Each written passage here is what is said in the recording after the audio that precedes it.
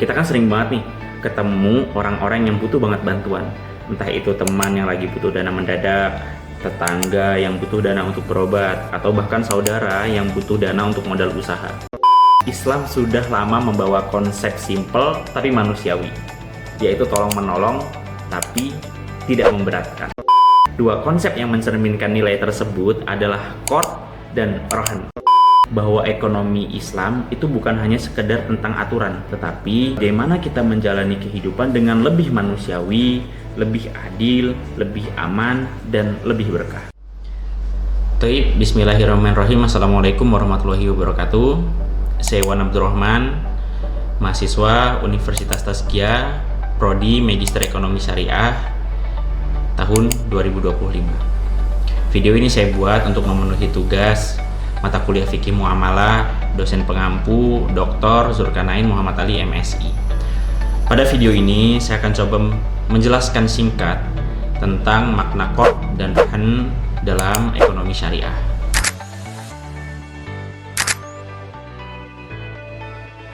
Bayangkan di kehidupan sehari-hari kita kan sering banget nih ketemu orang-orang yang butuh banget bantuan.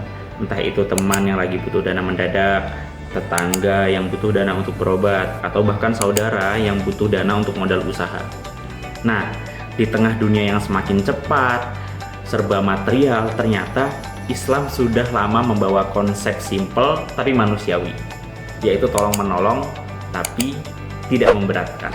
Nah, dua konsep yang mencerminkan nilai tersebut adalah qard dan rahan. Mari kita bahas dengan santai. Pembahasan yang pertama itu tentang qard. Qard itu sederhananya pinjaman tanpa bunga. Jadi ketika seseorang memberikan pinjaman qard, berarti ia sama sekali tidak mencari keuntungan. Tujuannya hanya satu, yaitu untuk membantu.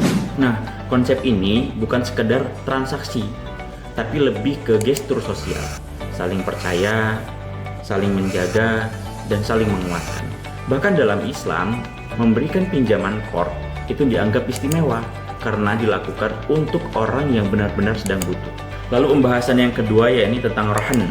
Rahan ini sistem gadai dalam Islam. Jadi ketika seseorang ingin meminjam uang, maka ia bisa memberikan barang berharganya sebagai jaminan. Bisa berupa emas, kendaraan, atau aset lain berharga yang ia miliki. Sekilas terlihat sama seperti konvensional, namun ada bedanya. Dalam rahan, barang itu tetap milik peminjam, bukan milik pemberi pinjaman. Pihak yang menerima jaminan hanya menjaga sampai utangnya dibayar kembali. Tujuan rahan ini bukan untuk komersialisasi, tapi untuk memberikan rasa aman bagi kedua pihak. Yang pinjam merasa tenang, yang meminjamkan merasa aman. Lalu pembahasan yang ketiga yakni tentang dalil dan landasan syariah. Kedua akad ini, qard dan rahan, bukan sekadar teori. Dalam Al-Quran, Allah sering menyebut tentang pinjaman yang baik, yang artinya bukan pinjaman berbisnis, tapi pinjaman yang tulus karena Allah Subhanahu wa Ta'ala. Rasulullah SAW pun pernah menggadaikan baju besinya ketika membeli makanan. Artinya, akad rahan itu memang dipraktikkan langsung oleh Nabi. Jadi jelas, qard dan rahan ini bukan konsep baru, tapi warisan syariah yang sangat relevan buat kehidupan modern. Pembahasan yang keempat, lalu bagaimana penerapannya di lembaga keuangan syariah? Nah, di era sekarang, akad qard dan rahan itu digunakan oleh bank syariah, pegadaian syariah, bahkan fintech syariah. Contohnya, qard hasan, pinjaman tanpa bunga untuk kebutuhan mendesak, biasanya dari dana infak atau sedekah. Lalu ada gadai syariah atau rahan. Nasabah bisa menggadaikan emas atau barang lain untuk mendapatkan dana cepat tanpa ada biaya bunga. Lembaga keuangan hanya boleh menarik biaya administrasi real, bukan presentasi dari pinjaman. Jadi tetap menjaga nilai keadilan dan menjauhi riba. Lalu pembahasan yang kelima nih teman-teman, pembahasan terakhir sebelum penutup. Kita akan bahas nilai besar di balik qard dan rahan. Sebenarnya kalau kita lihat lebih luas, konsep qard dan rahan ini bukan hanya tentang uang atau barang, tapi soal kemanusiaan.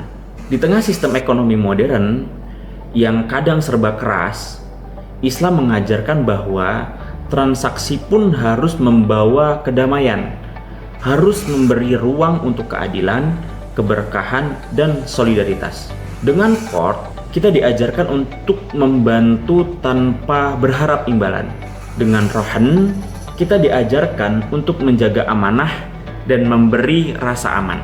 Keduanya melahirkan sistem ekonomi yang bukan hanya sekedar untung rugi, tapi tumbuh bersama. Sebagai penutup atau kesimpulan, jadi akad court dan rohan ini bukan hanya sekedar akad dalam buku fikih. Keduanya menjadi wujud nyata dari nilai Islam yang penuh kasih, adil, dan saling menjaga.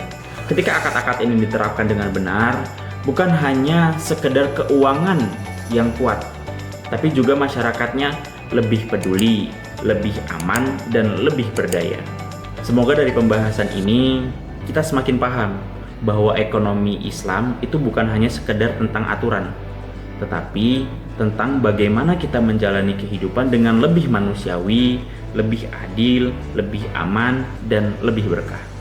Sekian dari saya, tugas untuk mata kuliah Fikih Muamalah. Sekian, wabillahi taufiq wal hidayah. Wassalamualaikum warahmatullahi wabarakatuh.